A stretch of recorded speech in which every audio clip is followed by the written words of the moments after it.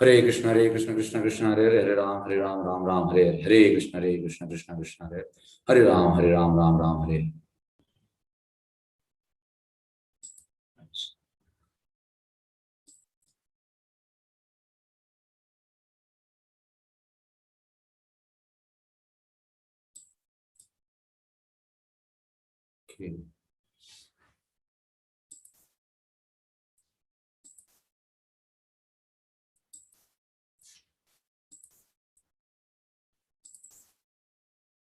हरे कृष्ण स्वागत।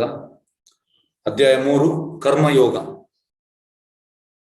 अर्जुन उवाच यशसि चेत् कर्मणास्ते मता बुद्धिर्जनार्दन तत्किं कर्माणि घोरे मां नियोजसि केशव।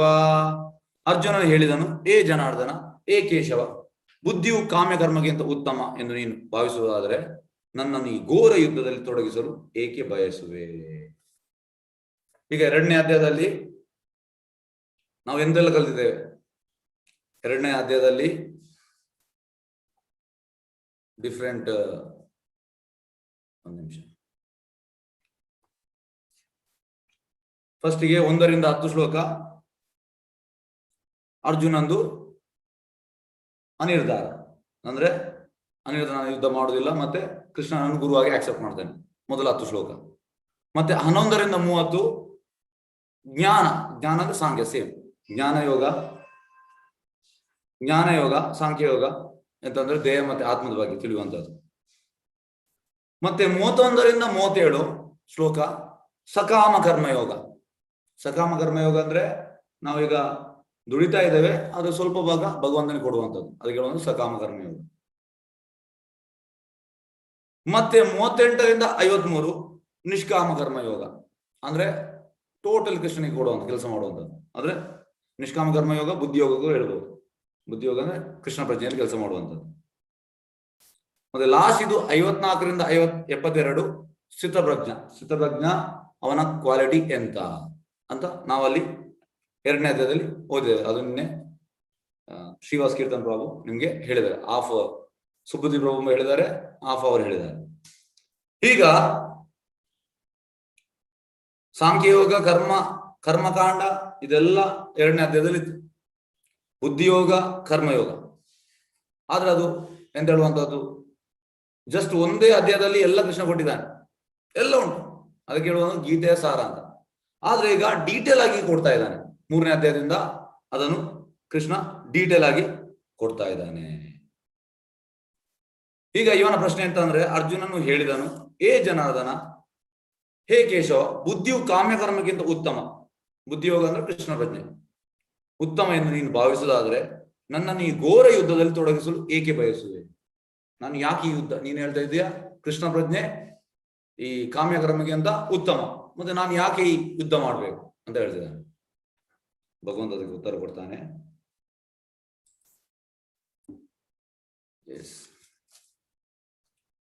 ಇನ್ನು 2nd ಶ್ಲೋಕ ಮತ್ತೆ 3rd ಶ್ಲೋಕದಲ್ಲಿ ಭಗವಂತ ಉತ್ತರ ಕೊಡ್ತಾನೆ. ವ್ಯಾಮಿಶ್ರೇನೇವ ವಾಕ್ಯೇನ ಬುದ್ಧಿ ಮೋಯಯಿಷ್ವಾಮೇ ತದೇಕಂ ವದ ನಿಶ್ಚಿತ್ಯ ಏನ ಶ್ರೇಯೋಹಯಂ ಆಪ್ನುಯಾಮ್. ನಿನ್ನ ಸಂದಿಗ್ಧಾರ್ಥದ ಮಾತುಗಳಿಂದ ನನ್ನ ಬುದ್ಧಿಗೆ ಮೋಹ ಕವಿಯುತ್ತದೆ, ಆದ್ರಿಂದ ದಯವಿಟ್ಟು ನನಗೆ ಅತ್ಯಂತ ಶ್ರೇಯಸ್ಕರ ಮಾರ್ಗವನ್ನು ನಿಶ್ಚಯವಾಗಿ ಹೇಳು. ನಾನು ಯಾವುದು ಎಲ್ಲ ಬಿಟ್ಟು ಕಾಡಿಗೆ ಹೋಗ್ಬೇಕಾ, ಅಲ್ಲ ಇಲ್ಲಿ ನಾನು ಕೃಷ್ಣ ಪ್ರಜ್ಞೆಯಲ್ಲಿ ಯುದ್ಧ ಮಾಡುವ? ಈಗ ನಾನು ಟೋಟಲ್ ಕನ್ಫ್ಯೂಷನ್ ಅಲ್ಲಿ ಇದ್ದೇನೆ, ಅರ್ಜುನ್ ಕನ್ಫ್ಯೂಷನ್ ಅಲ್ಲಿ ಇದ್ದಾನೆ. ಇದು ನೋಡಿ, ಖಾಲಿ ಅರ್ಜುನನ್ ಮಾತ್ರ ಕನ್ಫ್ಯೂಷನ್ ಅಲ್ಲ, ನಾವು ಕೂಡ ಈ ರೀತಿ ಕನ್ಫ್ಯೂಷನ್ ಇರ್ತೇವೆ. ಅರ್ಜುನ ಜಸ್ಟ್ ಹೆಸರಿಗೆ. ಹಾಗಾಗಿ ನನ್ನ ಬುದ್ಧಿ ಮೋಹವು ಕವಿಯುತ್ತಿದೆ, ಈಗ ನೀನು ಹೇಳು. ಭಗವಂತ ಮತ್ತೆ ಮಾತಾಡ್ತಾನೆ ನೋಡಿ, 3ನೇ ಶ್ಲೋಕದಲ್ಲಿ ಭಗವಂತ ಮಾತಾಡ್ತಾನೆ. ಶ್ರೀ ಭಗವಾನ್ ವಾಚ ಲೋಕೆ ಅಸ್ಮಿನ್ ದಿವಿವಿಧ ನಿಷ್ಠಾ ಪುರಾ ಪ್ರೋಕ್ತಮಯಾ ನಗ ಜ್ಞಾನ ಯೋಗೇನ ಸಾಂಖ್ಯಾನಾಂ ಕರ್ಮಯೋಗೇನ ಯೋಗಿನಾಂ. ದೇವೋತ್ತಮ ಪರಮಪುರುಷನು ಹೀಗೆ ಹೇಳಿದನು, ಪಾಪರಹಿತನಾದ ಅರ್ಜುನನೇ, ಆತ್ಮ ಸಾಕ್ಷಾತ್ ಪಡೆಯಲು 2 ಬಗೆಯ ಮನುಷ್ಯರು ಪ್ರಯತ್ನಿಸುತ್ತಾರೆ ಎಂದು ಆಗಲೇ ಹೇಳಿದ್ದೇನೆ. ಕೆಲವರು ಅದನ್ನು ಅನುಭವಗಮ್ಯವಾದ ತತ್ವಜ್ಞಾನದ ಹೂವಿನ ಮೂಲಕ ಸಾಧಿಸಲು ಯತ್ನಿಸುತ್ತಾರೆ, ಕೆಲವರು ಭಕ್ತಿ ಸೇವೆಯ ಮೂಲಕ ಸಾಧಿಸಲು ಸಾಧಿಸಲು ಯತ್ನಿಸ್ತಾರೆ. ಎಸ್, ಈಗ ನಾವು ಸ್ವಲ್ಪ ಇದರಲ್ಲಿ ಡೀಟೇಲ್ ಆಗಿ ನೋಡುವ. ಭಗವಂತ ಯಾವ ಮಾತಾಡ್ತಾನೆ ಅಲ್ಲಿಂದ ನಾವು ಸ್ವಲ್ಪ ಸೀರಿಯಸ್ ಆಗಬೇಕು. ಭಗವಂತ ಹೇಳ್ತಾನೆ ಎಂತ, ಎರಡು ರೀತಿಯ ಎರಡು ಬಗೆಯ ಮನುಷ್ಯರು ಪ್ರಯತ್ನಿಸ್ತಾರೆ. ಆಗಲೇ ಹೇಳಿದ್ದೇನೆ, ಕೆಲವರು ಅನುಭವಗಮ್ಯದ ತತ್ವಜ್ಞಾನ ಅಂದ್ರೆ ಇದಕ್ಕೆ ಒಂದು ಜ್ಞಾನ ಯೋಗ, ಮೆಂಟಲ್ ಸ್ಪೆಕ್ಯುಲೇಷನ್, ಸಾಂಖ್ಯಯೋಗ ಪ್ರಾಕ್ಟೀಸ್ನರ್. ಮತ್ತೆ ಇನ್ನೊಬ್ರು ಕರ್ಮಯೋಗ ಅಂದ್ರೆ ಬುದ್ಧಿಯೋಗ, ಕೃಷ್ಣ ಪ್ರಜ್ಞೆಯಲ್ಲಿ ಅನುಭವಗಮ್ಯ ತತ್ವ ಊಹೆಯ ಮೂಲಕ ಸಾಧಿಸಲು ಯತ್ನಿಸಿದ್ದಾರೆ. ಕೆಲವರು ಭಕ್ತಿ ಸೇವೆಯ ಮೂಲಕ ಸಾಧಿಸಲು ಯತ್ನಿಸ್ತಾರೆ. ಈಗ ಇಲ್ಲಿ ನಾವು ತಿಳಿಯಬೇಕಾದ ಒಂದು ಇಂಪಾರ್ಟೆಂಟ್ ಪಾಯಿಂಟ್, ಈಗ ನಮಗೆಲ್ಲರಿಗೂ ಮೋಕ್ಷ ಇಲ್ಲದ ಮುಕ್ತಿ ಸಿಗ್ಲಿಕ್ಕೆ ನಮಗೆ ಇಚ್ಛೆ ಉಂಟು. ಯಾರಿಗೆಲ್ಲ ಇಚ್ಛೆ ಉಂಟು ಮೋಕ್ಷಕ್ಕೆ? ಎಸ್, ಹ್ಯಾಂಡ್ ರೈಸ್ ಮಾಡಿ ದಯವಿಟ್ಟು. ಎಸ್, ಬೃಂದ ಅವರಿಗೆ ಇಚ್ಛೆ ಉಂಟು, ಓಕೆ, ಮೋಕ್ಷ ಸಿಗ್ಲಿಕ್ಕೆ. ಬೇರೆ ಉಳಿದವರು, ಚಂದ್ರಿಕಾ ಅವರಿಗೆ ಇಷ್ಟ ಉಂಟು. ಎಸ್ ಎಸ್ ಮತ್ತೆ ಪರೀಕ್ಷಿತ ರಾವ್ ಅವರಿಗೆ ಇಚ್ಛೆ ಉಂಟು. ಎಸ್, ಬೇರೆ ಅವರಿಗೆ ಇಚ್ಛೆ ಇಲ್ವಾ? ಉಳಿದವರಿಗೆ ಓಕೆ, ಖಾಲಿ ಮೂವರಿಗೆ ಮಾತ್ರ. ಓಕೆ, ಎಸ್, ಒಂದು ನಿಮಿಷ. ಬೇರೆಯವರು ಎಸ್, 4 ಮಂದಿ. ಓಕೆ, ಎಸ್, 4 ಮಂದಿಗೆ ನಿಮ್ಗೆ ಇಚ್ಛೆ ಉಂಟು, ಉಳಿದವರಿಗೆ ಇಲ್ಲ. ಈಗ ನಿಜವಾದ ಮೋಕ್ಷ ಅಂದ್ರೆ ಅಂತ ಯಾರು ಹೇಳ್ತೀರಿ? ಯಾರಾದ್ರೂ ಹ್ಯಾಂಡ್ ರೈಸ್ ಮಾಡಿದ್ರೆ ನಿಮ್ಮನ್ನು ಅನ್ಮ್ಯೂಟ್ ಮಾಡ್ತೇನೆ. ಎಸ್, ಯಾರಾದ್ರೂ ಹೇಳ್ಬೋದಾ? ಒಂದು ನಿಮಿಷ, ಫಸ್ಟ್ ಹ್ಯಾಂಡ್ ರೈಸ್ ಇದು ಮಾಡ್ತೇನೆ.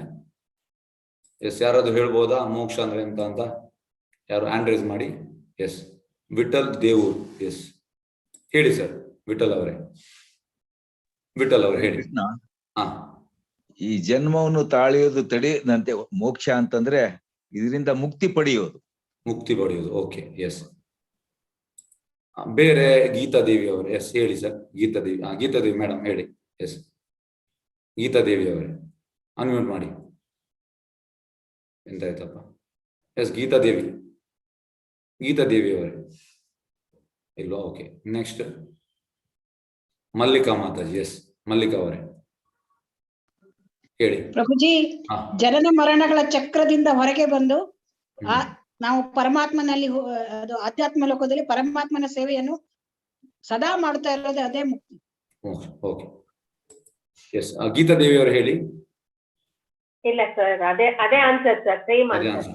Okay, yes. ನೋಡಿ, ಈಗ ನಾನು ಸ್ವಲ್ಪ ಡಿಫ್ರೆಂಟ್ ಆನ್ಸರ್ ಕೊಡ್ತೇನೆ.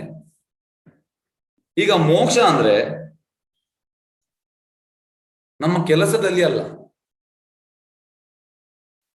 ಈಗ ನಾವೆಂತ ಎಣಿಸ್ತೇವೆ, ನಾವು ಒಳ್ಳೆ ಕೆಲಸ ಮಾಡಿ ನಾವು ಮೋಕ್ಷ ಸಿಗ್ಬೇಕು, ಮುಕ್ತಿ ಸಿಗ್ಬೇಕು, ಮೋಕ್ಷ ಅಂತ. ಕೆಲಸದಲ್ಲ. ಮೋಕ್ಷ ಇರುವಂತದ್ದು ನಾವು ಯಾವ ಪ್ರಜ್ಞೆಯಲ್ಲಿ ಕೆಲಸ ಮಾಡ್ತೇವೆ. ನಾವು ಕೃಷ್ಣ ಪ್ರಜ್ಞೆಯಲ್ಲಿ ಕೆಲಸ ಮಾಡಿದ್ರೆ ನಮ್ಗೆ ಮೋಕ್ಷ ಸಿಗ್ತದೆ. ಹಾಗಾಗಿ ಮೇನ್ ಅಂತಂದ್ರೆ ಪ್ರಜ್ಞೆ. ಹೇಗಂದ್ರೆ ನೋಡಿ, ಈಗ ನೀವು ಇಲ್ಲಿ 35 ಮಂದಿ ಇದ್ದೀರಿ, ನಾನು ನಿಮ್ಗೆ ಕ್ಲಾಸ್ ಮಾಡ್ತಾ ಇದ್ದೇನೆ ಅಂದ್ರೆ ಅವರಿಗೆ ಯಾರು ಕ್ಲಾಸ್ ಮಾಡೋ ಅವ್ರಿಗೆ ಹುಷಾರಿಲ್ಲ, ಹಾಗೆ ನನಗೆ ಪ್ರೆಸಿಡೆಂಟ್ ಹೇಳಿದ್ರು, ನಾನು ಮಾಡ್ತಾ ಇದ್ದೇನೆ. I am doing as my duty, ನಾನು ನನ್ನ ಕರ್ತವ್ಯ ಮಾಡ್ತಾ ಇದ್ದೇನೆ. ಈಗ ವಿಷಯ ಅಂತ ಅಂದ್ರೆ ಪ್ರಶ್ನೆ, ಈಗ ನಾನು ಕ್ಲಾಸ್ ಮಾಡ್ತಾ ಇದ್ದೇನೆ ನಿಮ್ಗೆ, ಆದ್ರೆ ನನ್ನ ಅಕಾಡೆಮಿಕ್ ಇಂದ ನಾನು ಕ್ಲಾಸ್ ಮಾಡೋದಲ್ಲ. ಯಾರಿಗೂ ಬೇಕಾದ್ರೆ ಕಲಿಬಹುದು, ಈ ಪುಸ್ತಕ ಉಂಟು, ಕಲಿಬಹುದು. ಅದರಿಂದ ಅಲ್ಲ, ನಾನು ಮಾಡುವಂಥದ್ದು ನನ್ನ ಪ್ರಜ್ಞೆಯಿಂದ. ಪ್ರಜ್ಞೆ ಅಂದ್ರೆ ನಾನು ಜಪ ಮಾಡ್ತೇನೆ, ಕೃಷ್ಣ ಪ್ರಜ್ಞೆ ರಿಲೇಟೆಡ್ ಇದು ಸೇವೆ ಮಾಡ್ತೇನೆ. ಇದರಿಂದ ಪ್ರಜ್ಞೆಯಿಂದ ನಾವು ಕ್ಲಾಸ್ ಮಾಡುವಂಥದ್ದು. ಮೇನ್ ಅಂತಂದ್ರೆ ಪ್ರಜ್ಞೆ, ಅಕಾಡೆಮಿಕ್ ಅಲ್ಲ. ಕಲಿಯುವುದು ಯಾರು ಕೂಡ ಕಲಿಬಹುದು, ಆದ್ರೆ ಪ್ರಜ್ಞೆಯು ಹರೇ ಕೃಷ್ಣ ಜಪದಿಂದ ಪ್ರಜ್ಞೆ ಅಂತ ಆಗ್ತದೆ, ಪ್ರಜ್ಞೆಯು ಪ್ಯೂರ್ ಆಗ್ತದೆ. ಹಾಗಾಗಿ ಇಲ್ಲಿ ಕೂಡ ಹಾಗೆ ಮೋಕ್ಷ ಅನ್ನೋದು ನಮ್ದು ತಪ್ಪು ತಿಳುವಳಿಕೆ. ಎಲ್ಲ ನಾವು ಇದರಿಂದ ಇದು ಆಗುದಲ್ಲ. ಮೋಕ್ಷ ಅಂದ್ರೆ ಯಾವ ಪ್ರಜ್ಞೆಯಲ್ಲಿ ನಾವು ಕೃಷ್ಣನ ಆಕ್ಟಿವಿಟೀಸ್ ಮಾಡ್ತೇವೆ ಅದರ ಮೇಲೆ ಡಿಪೆಂಡ್. ಹಾಗಾಗಿ ವೈರಾಗ್ಯ ಅನ್ನುವಂಥದ್ದು ಬಿಡುವುದಲ್ಲ. ಈಗ ಹೆಚ್ಚಿನವರು ವೈರಾಗ್ಯ ಅಂದ್ರೆ ಎಲ್ಲ ಬಿಟ್ಟು ಹೋಗುವಂಥದ್ದು, ಇದು ಅಲ್ಲ ವೈರಾಗ್ಯ. ಆದ್ರೆ ನಾವು ಕೆಲಸದಲ್ಲಿ ನಮ್ಗೆ ಯಾವ ಕೆಲಸ ಮಾಡ್ತೇವೆ ಅದರ ಅಟ್ಯಾಚ್ಮೆಂಟ್ ನಾವು ಬಿಡುವಂತದ್ದೇ ವೈರಾಗ್ಯ.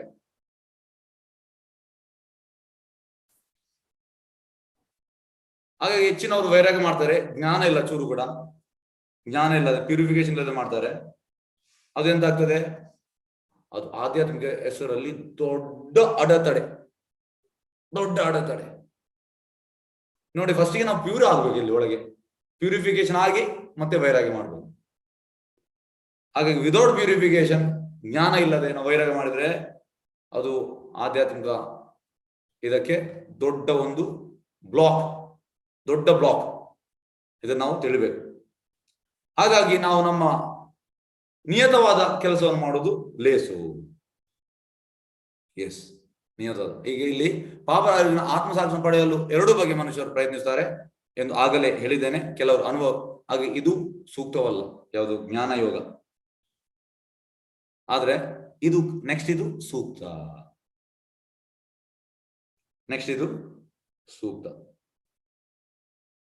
ಹಾಗಾಗಿ ನಮ್ಮ ಹೃದಯವೂ ಕ್ಲೀನ್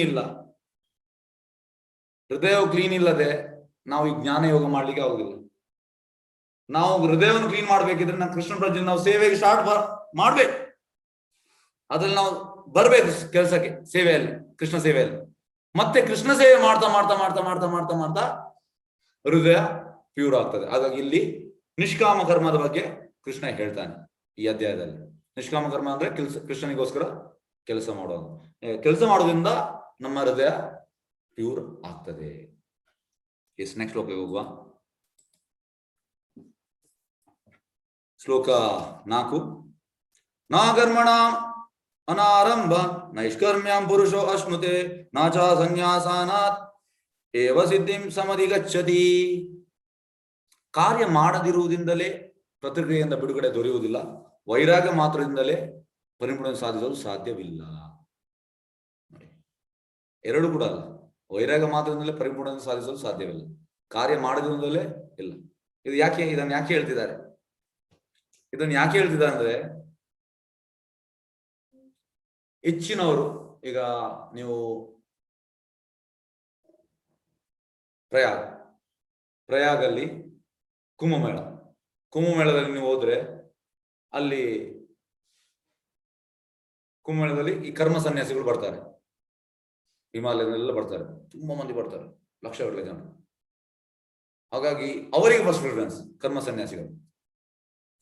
ಈಗ ಕರ್ಮ ಸನ್ಯಾಸಿಯನ್ನು ನೋಡಿ, ಅವರ ಥಿಂಕಿಂಗ್ ಅಂತ ಅಂದ್ರೆ ಎಲ್ಲವನ್ನು ಬಿಟ್ಟು ಹೋಗುವಂಥದ್ದು, ಕಾರ್ಯ ಅಂತೂ ಮಾಡ್ಲಿಕ್ಕಿಲ್ಲ. ಮತ್ತೆ ಅವರು ವೈರಾಗ್ಯ ಮಾಡಿದ್ದಾರೆ. ಕೃಷ್ಣ ಹೇಳುವುದೆಂತ, ಕಾರ್ಯ ಮಾಡದಿರುವುದರಲ್ಲಿ ಪ್ರತಿಕ್ರಿಯೆ ಬಿಡುಗಡೆ ದೊರೆಯುವುದಿಲ್ಲ, ವೈರಾಗ್ಯ ಮಾತ್ರ ಪರಿಪೂರ್ಣ ಸಾಧಿಸಲು ಸಾಧ್ಯವಿಲ್ಲ. ಅವರೆಲ್ಲ ಎಂತ ಆಗ್ತಾರೆ, ದೊಡ್ಡ ಯೋಗಿನವರು ಆಗ್ತಾರೆ. ಯೋಗಿ ಅಂದ್ರೆ ಅವನಿಗೆ ಬೇರೆ ಬೇರೆ ಸಿದ್ಧಿ ಸಿಗ್ತದೆ, ಬೇರೆ ಲೋಕ ಹೋಗ್ಬೋದು. ಆದ್ರೆ ಅವನ ಟೈಮ್ ಆದ್ಮೇಲೆ ಮತ್ತೆ ಅವ್ರು ಸಾಯಲೇಬೇಕು. ಹಾಗಾಗಿ ಇದು ಪರ್ಫೆಕ್ಷನ್ ಅಲ್ಲ, ಇದು ಸಿದ್ಧಿ ಅಲ್ಲ. ಪರ್ಫೆಕ್ಷನ್ ಅಂದ್ರೆ ಮತ್ತೆ ನಮಗೆ ಜನ್ಮ ಮೃತ್ಯು ಜರವಾಗಿ ಸಿಗ್ಲಿಕ್ಕಿಲ್ಲ. ಹೇಗಂದ್ರೆ ಇಂದ್ರಿಯಗಳನ್ನೆಲ್ಲ ಕಂಟ್ರೋಲ್ ಮಾಡ್ತಾರೆ ಈ ರೀತಿ. ಆದ್ರೆ ಎಲ್ಲಿ ತನಕ ಮಾಡ್ಬೋದು, ಅದಕ್ಕೊಂದು ಲಿಮಿಟ್ ಉಂಟು.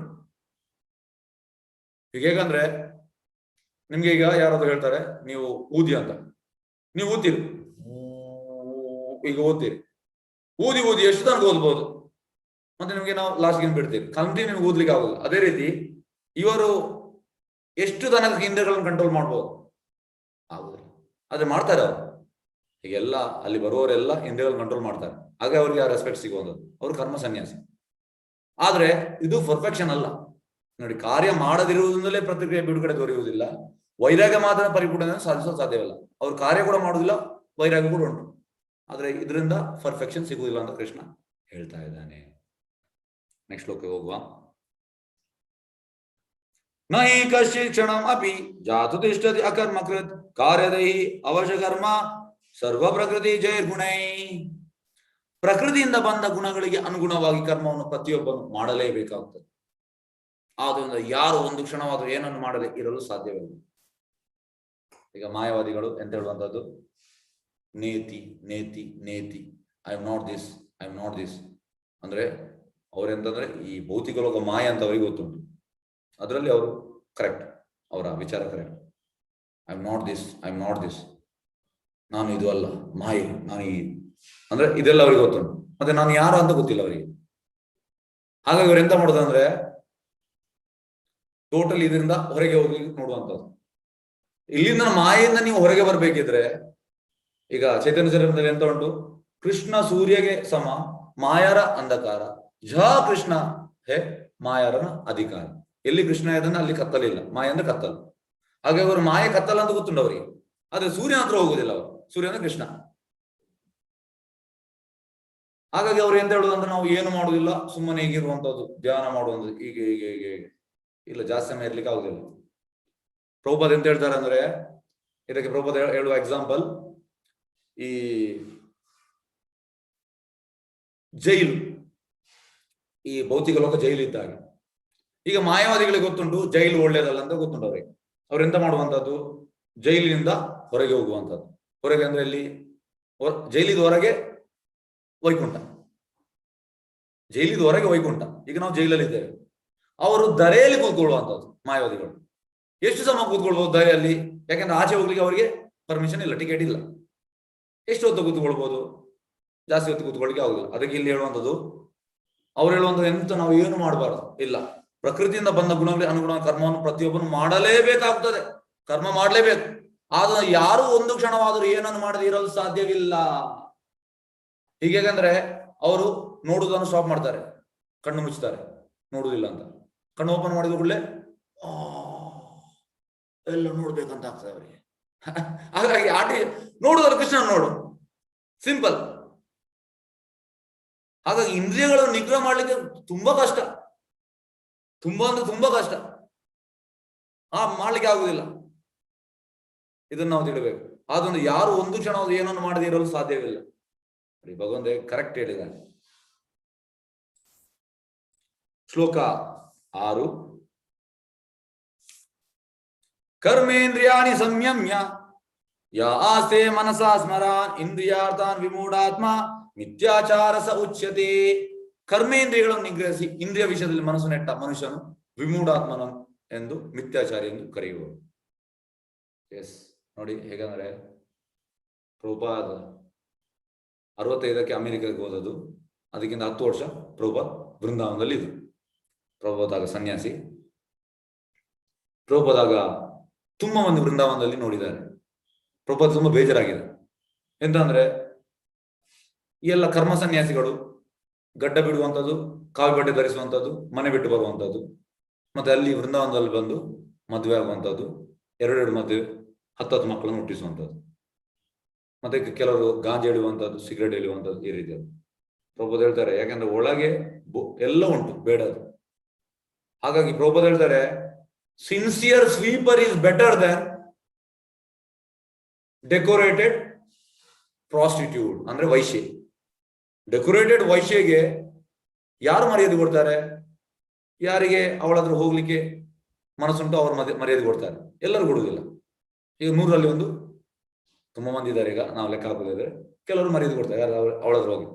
ಆದ್ರೆ ಈ ಸಿನ್ಸಿಯರ್ ಯಾರು ಸ್ವೀಪರ್, ಗುಡಿಸುವ ಅವಳಿಗೆ ಎಲ್ಲರೂ ಮರ್ಯಾದೆ ಕೊಡ್ತಾರೆ. ಹಾಗಾಗಿ ಪ್ರಭುಪಾದ ಹೇಳ್ತಾರೆ ಸಿನ್ಸಿಯರ್ ಗೃಹಸ್ಥ is better than so called bogus ಸನ್ಯಾಸಿ. ಸಿನ್ಸಿಯರ್ ಗೃಹಸ್ಥ ಅಂದ್ರೆ ಮನೆಯಲ್ಲಿ ಹೆಂಡತಿ ಮಕ್ಕಳು ಒಟ್ಟಿಗೆ ಎತ್ತುಕೊಂಡು ಕೃಷ್ಣ ಪ್ರಜ್ಞೆಯನ್ನು ಪಾಲನೆ ಮಾಡುವ ಅವ ಎಷ್ಟೋ ಆಗ್ಬೋದಂತೆ ಈ ಬೋಗಸ್ ಸನ್ಯಾಸಿಗಳಿಂದ. ಅವರಿಗೆ ಹೆಸರೆಂತ? ವಿಮೂಢಾತ್ಮ, ಮಿಥ್ಯಾಚಾರಿ. ಅವ ಡ್ರೆಸ್ ಹಾಕಿದಾನೆ ಕಾವಿ, ಆದ್ರೆ ಒಳಗೆ ಇಂದ್ರಿಯಗಳು ಹರಾಸ್ ಮಾಡ್ತಾ ಉಂಟವನನ್ನು. ಅವ ಪ್ರಯೋಜನ ಇಲ್ಲ, ಅವ ಪ್ರಯೋಜನ ಇಲ್ಲ. ನೆಕ್ಸ್ಟ್ ಶ್ಲೋಕ 7. ಯಸ್ತು ಇಂದ್ರಿಯಾಣಿ ಮನಸ ನಿಯಮ್ಯ ಆರ್ವತೆ ಅರ್ಜುನ ಕರ್ಮೇಂದ್ರಿಯೇ ಕರ್ಮಯೋಗಂ ಆಸಕ್ತ ಸ ವಿಶಿಷ್ಯತೆ. ಇದಕ್ಕೆ ಪ್ರತಿಯಾಗಿ ಪ್ರಾಮಾಣಿಕನಾದ ಮನುಷ್ಯನು ಕ್ರಿಯಾಶಾಲಿಗಳಾದ ಇಂದ್ರಿಯಗಳನ್ನು ಮನಸ್ಸಿಂದ ನಿಗ್ರಹಿಸಲು ಪ್ರಯತ್ನಿಸಿ ಕೃಷ್ಣ ಪ್ರಜ್ಞೆಯ ಕರ್ಮಯೋಗವನ್ನು ಆಸಕ್ತನಾಗಿ ಪ್ರಾರಂಭಿಸಿದೆ ಅವನು ಎಷ್ಟೋ ಉತ್ತಮ ಅಂತೆ. ನೋಡಿ, ಅವನಿಗಿಂತ ಬಿಗಿನರ್ ಆರಾಮ್ಸೆ ಕೃಷ್ಣ ಪ್ರಜ್ಞೆ ಮಾಡ್ತಾ ಇದ್ದಾನೆ. ಆ ಕರ್ಮ ಸನ್ಯಾಸಿಗಿಂತ ಇವ ಎಷ್ಟು ಆಗ್ಬೋದು? ಯಾಕಂದ್ರೆ ನಾವು ಒಳಗಿರುವುದೆಲ್ಲ ಬೋಗಸ್. ಈಗ ಈ ಯಾವುದು ನಮ್ಮ ಹಿಮಾಲಯದಲ್ಲಿ ಇದಕ್ಕೆ ಬರ್ತಾರಲ್ಲ ಕುಂಭಮೇಳಕ್ಕೆ, ಅವರಲ್ಲಿ ಕಂಟ್ರೋಲ್ ಉಂಟು, ಅವರ ಬಗ್ಗೆ ನಾನು ಹೇಳುವುದಲ್ಲ. ಆದ್ರೆ ಅವ್ರಿಗೆ ಎಂತ ಆಗ್ತದೆ, ಕಂಟ್ರೋಲ್ ಇದ್ರೂ ಕೂಡ ಅದು ಬಂಧನಕ್ಕಿದ್ದಾರೆ. ಯಾಕೆ? ಅವರಿಗೆ ಸಿದ್ಧಿ ಸಿಗ್ತದೆ, ಅವರಿಗೆಲ್ಲ ಸಿದ್ಧಿ ಸಿಕ್ಕಿ ಅವರು ಯಾವುದೋ ಲೋಕಕ್ಕೆ ಹೋಗ್ಬೋದು.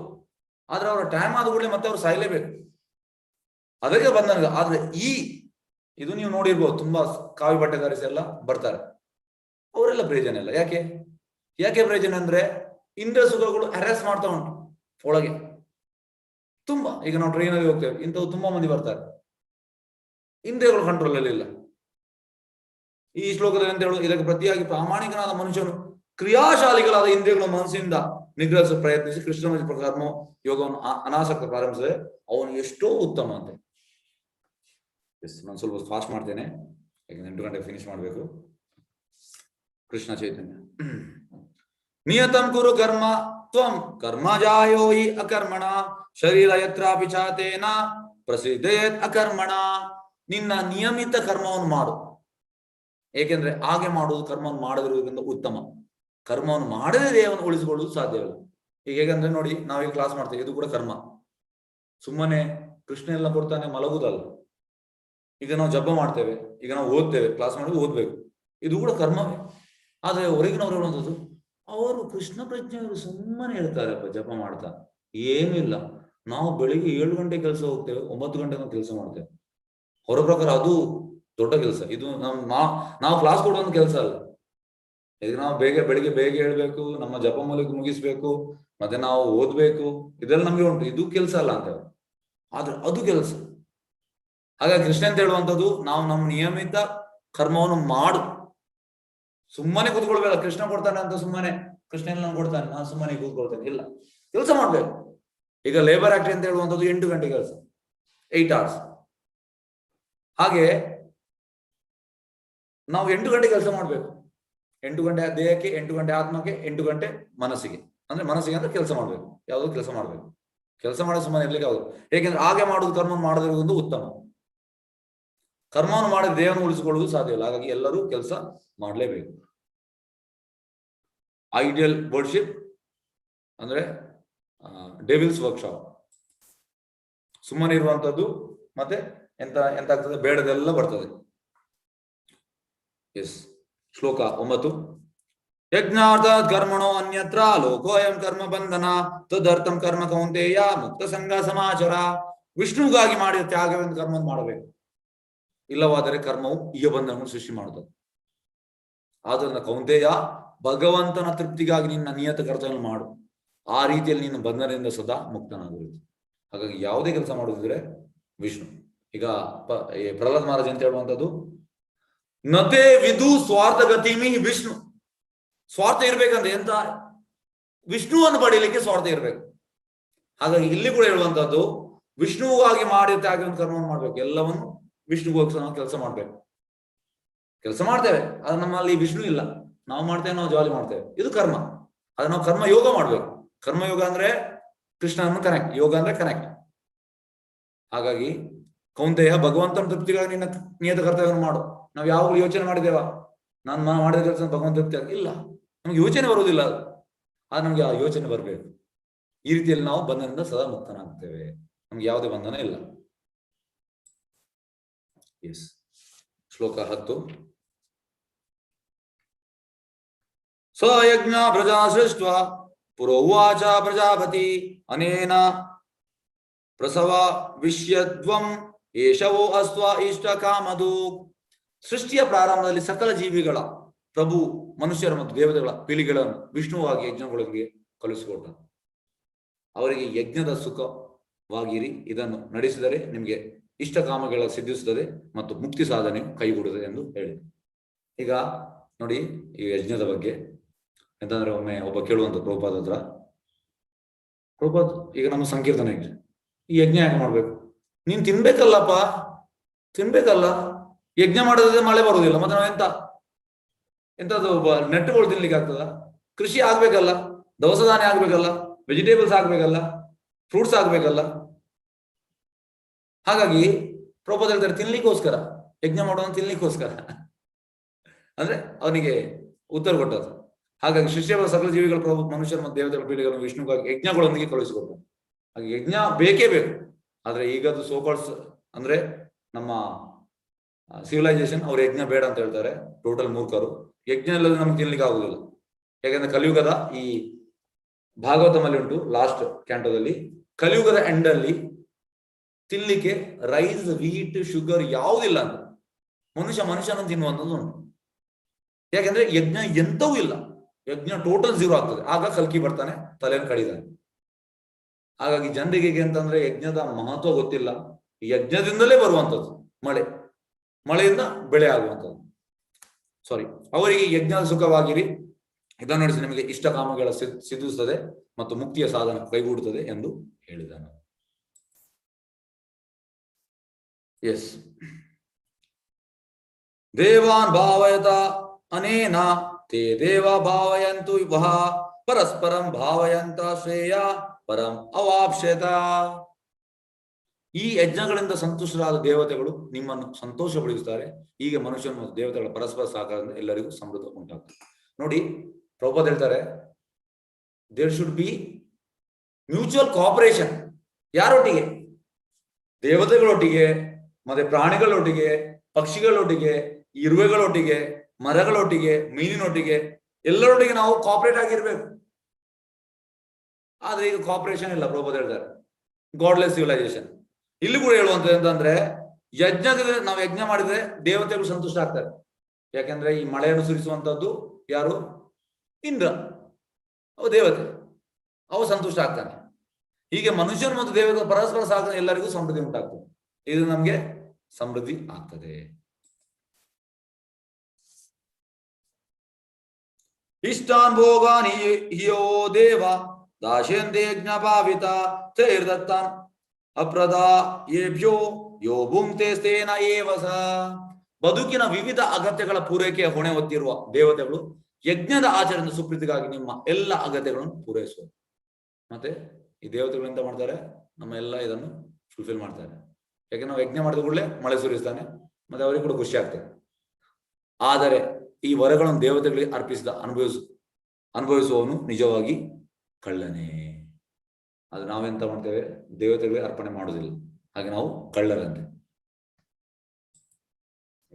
ಶ್ಲೋಕ 13. ಯಜ್ಞಶಿಷ್ಟಾಶಿನಾಶಂತೋ ಮುಚ್ಚಂತೆ ಸರ್ವ ಕಿಲ್ಬಿಷಿ ಭುಂಜದೇತು ಅಗಂ ಪಾಪ ಏ ಪಚ್ಚಂತಿ ಆತ್ಮ ಕಾರಣಾತ್. ಭಗವಂತನ ಭಕ್ತರು ಎಲ್ಲಾ ಬಗೆಯ ಪಾಪಗಳನ್ನು ಬಿಡುಗಡೆ ಹೊಂದುತ್ತಾರೆ. ಏಕೆಂದ್ರೆ ಅವರು ಯಜ್ಞದ ಶೇಷವನ್ನು ಊಟ ಮಾಡ್ತಾರೆ. ನೋಡಿ, ನಾವು ಪ್ರಸಾದ ಬಿಟ್ಟು ಬೇರೆಯನ್ನು ತಿನ್ನುವುದಿಲ್ಲ. ಹಾಗಾಗಿ ನಾವು ಎಂತ ಮಾಡುವಂಥದ್ದು? ನಾವು ಪಾಪಗಳಿಂದ ಮುಕ್ತರಾಗ್ತೇವೆ. ನೀವು ಪ್ರಸಾದ ತಿನ್ಬೇಕು. ನಮ್ಮ ಇಂದ್ರಿಯ ಸುಖಕ್ಕೆ ನಾವು ಅಡಿಗೆ ಮಾಡಿ ತಿನ್ನುವುದು ಅದು ಪ್ರಯೋಜನ ಇಲ್ಲ, ಅದು ನಾವು ಪಾಪ ತಿನ್ನುವಂಥದ್ದು. ವೈಯಕ್ತಿಕ ಸಂತೋಷದ ಪಾಕ ಮಾಡಿಕೊಳ್ಳುವವರು ಖಂಡಿತವಾಗಿ ಪಾಪನೇ ಊಟ ಮಾಡ್ತಾರೆ. ಹಾಗಾಗಿ ನೋಡಿ, ನಮ್ಮ ಪ್ರಜ್ಞೆಯು ಚೇಂಜ್ ಆಗ್ಬೇಕು.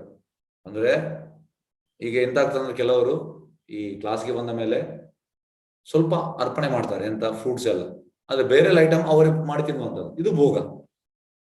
ನಾವು ಹೇಳ್ತೇವೆ ನಾವು ದೇವರಿಗೆ, ನಮ್ಮಲ್ಲಿ ದೇವರ ಮೇಲೆ ನಮ್ಗೆ ಪ್ರೀತಿ ಉಂಟಂತ. ಎಂತ ಪ್ರೀತಿ ಉಂಟು? ನಾವು ಎಲ್ಲ ಮಾಡ್ತೇವೆ, ಅಡಿಗೆ ಮಾಡ್ತೇವೆ, ನಾವು ದೇವರಿಗೆ ಕೊಡುವುದಿಲ್ಲ. ನಾವು ಅಡಿಗೆ ಮಾಡುವಾಗ ದೇವರಿಗೆ ಕೊಟ್ಟು ಏನು 5 ನಿಮಿಷ ಅಪ್ಪ, 5 ನಿಮಿಷ ಒಂದು ತುಳಸಿಯಾಗಿ ಇಡುವಂಥದ್ದು. 5 ನಿಮಿಷ ನಾವು ಹಾಕಿದನ್ನು ದೇವರಿಗೆ ಇಡ್ಬೇಕು. ಇಲ್ಲದೆ ನಾವು ಪಾಪವನ್ನೇ ಊಟ ಮಾಡುವಂಥದ್ದು. ಯಾಕೆಂದ್ರೆ ಈ ವೆಜಿಟೇಬಲ್ಸ್ ಆಗ್ಲಿ, ಯಾವುದೇ ಆಗ್ಲಿ, ಅದರಲ್ಲಿ ಕೂಡ ಪ್ರಾಣ ಉಂಟು. ಹಾಗಾಗಿ ನಾವು ಅಡಿಗೆ ಮಾಡುವಾಗ ಎಷ್ಟೋ ಇದು ಸಾಯ್ತಾರೆ. ಕೃಷ್ಣನಿಗೆ ಕೊಡುವ, ಕೃಷ್ಣ ಎಂತ ಮಾಡ್ತಾನೆ? ಅದನ್ನೆಲ್ಲ ಪ್ರಭುಪಾದ ಹೇಳ್ತಾರೆ, ಕೃಷ್ಣನಿಗೆ ಎಷ್ಟೇ ಪಾಪ ಇದ್ರು ಕೂಡ ಒಮ್ಮೆಲೆ ಅವನಿಗೆ ಅದನ್ನು ನಲಿಫೈ ಮಾಡ್ಬೋದು. ಹಾಗಾಗಿ ಕೃಷ್ಣ ತಗೊಂಡ ಮೇಲೆ ಅದು ಪ್ರಸಾದ ಆಗ್ತದೆ, ಮತ್ತೆ ನಮ್ಗೆ ಯಾವುದೇ ಪಾಪ ಬರುವುದಿಲ್ಲ. ಎಸ್.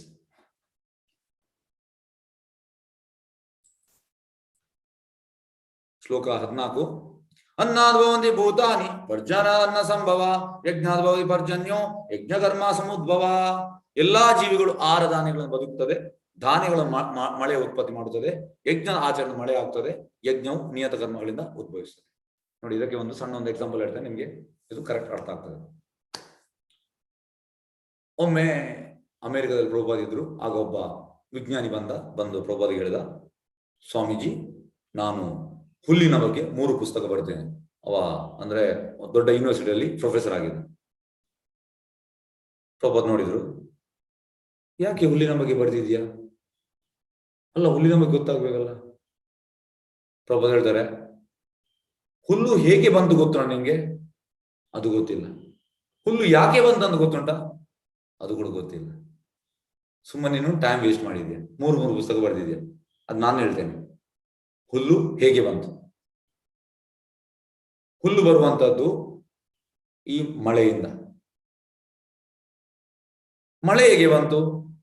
ಮಳೆ ಈ ಮೋಡಗಳು, ಸಮುದ್ರದ ಮೋಡಗಳು, ಸೂರ್ಯ ಇದು ಮಾಡ್ತಾನೆ, ಮತ್ತೆ ಇದಾಗಿ ಮತ್ತೆ ಮಳೆ ಬರುವಂತದ್ದು. ಸೂರ್ಯನಿಗೆ ಶಕ್ತಿ ಎಲ್ಲಿಂದ ಬರುವಂತದ್ದು?